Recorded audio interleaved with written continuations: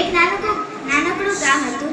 એમાં એક જંગલ હતું. જંગલમાં ચાર શિષ્યો અને એક ઋષિ રહેતા હતા. 4 શિષ્યોનું નામ હતું સોમ, વેશ, જીવન અને બુદ્ધ. એમાંથી સોમ, વેશ, જીવન અને બુદ્ધ બધા જ તેના ગુરુનો ખૂબ જ આદર કરતા, તેના ગુરુની ખૂબ જ વાત માનતા અને તેમની વાતને જીવનમાં ઉતારવાનો પણ પ્રયાસ કરતા. તેમના ગુરુ હતા તે ખૂબ જ સાધારણ અને ખૂબ જ્ઞાની વ્યક્તિ હતા. તેના ગુરુ તેને ખૂબ જ શિક્ષા આપતા. તેમાંથી સોમ, વેશ અને જીવને તો જ્ઞાન પ્રાપ્ત કરી લીધું, પણ બુદ્ધ તો પાછળ રહી ગયો. સોમ વગર વેશ હતો તે વગર હાથ લગાડીએ આપણા ઘાવને ઠીક કરી શકતો હતો, અને જે સોમ હતો તે વગર હાથ લગાડીએ તૂટેલી ફૂટેલી વસ્તુ જોડી શકતો હતો, અને જીવન તે મરેલી વસ્તુઓને પાછી જીવિત કરી શકતો હતો. પણ બુદ્ધને આ બધામાંથી એક પણ નહોતું આવડતું, અને તેની પાસે બીજી પણ કોઈ શિક્ષા હતી નહીં.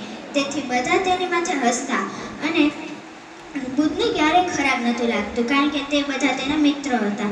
બુદ્ધનો સ્વભાવ ખૂબ જ સારો હતો અને ખૂબ જ સરળ હતો.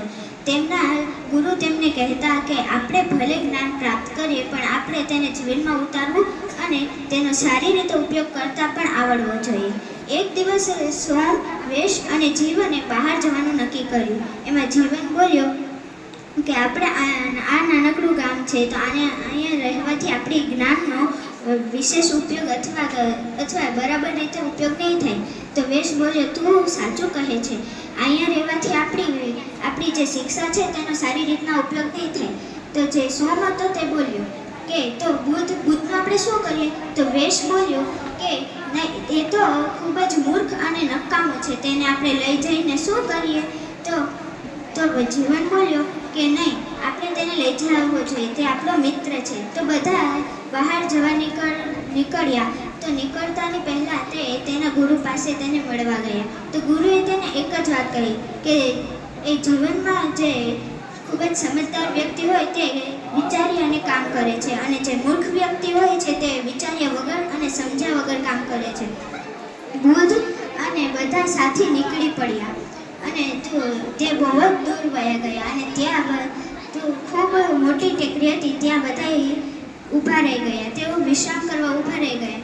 જીવન બોલ્યો કે ચાલો આપણે કંઈક નાસ્તો કરી લઈએ, અને પછી બધાની નજર જમીન પર પડી. જમીન પર કેવાકના હાડકાં હતા. બુદ્ધ બોલ્યો, આ શું છે? તો વેશ બોલ્યો, અરે બુદ્ધ, તું શું આનાથી પણ ડરવાનો છે? તો બુદ્ધ કહે, પણ મને નથી ખબર આ શું છે. તો વેશ બોલ્યો કે આને હાડકાં કહેવાય.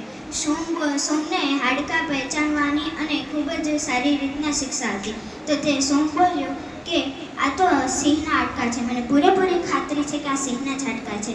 ચાલો ને હું આની ઉપર મારી શિક્ષા અજમાવું. અને તેને તેની શિક્ષા એના ઉપર અજમાવી અને સિંહના હાડપિંજરમાં પરિવર્તિત કરી. અને પછી કોઈ કંઈ બોલે તેની પહેલાં જ વેશ ઊભો થયો, અને તેને તેની પણ શક્તિ અજમાવી. તેને સિંહના હાડપિંજરને લોહી, માંસ અને ચામડીથી ભરી દીધા, અને હવે તે મૃત સિંહ હતો. અને પછી જીવન જેવો ઊભો થવાનો હતો તેવો બુદ્ધ કહે કે હવે તમે શું આને જીવિત કરવાના છો? તો જીવન કહે હા. તો બુદ્ધ કહે તો ઊભા રહો, તમારે જોવું હતું ને કે કોણ શક્તિશાળી છે, તો મારે જોવું પડશે. અને તો તમે આને જીવિત કરી દેશો તો તે સિંહ મને ખાઈ જશે, તો એટલે હું પહેલાં ઝાડ ઉપર ચડી જાઉં અને પછી તમે લોકો આને જીવિત કરજો. અને પછી બધાની સહેમતીથી તે ઝાડ ઉપર ચડી ગયો, અને ઝાડ ઉપર ચડી ગયો તે તરત જ જીવને તેના મંત્ર ચાલુ કર્યા, અને મંત્ર ચાલુ કર્યા પછી જે સિંહ જીવિત થયો.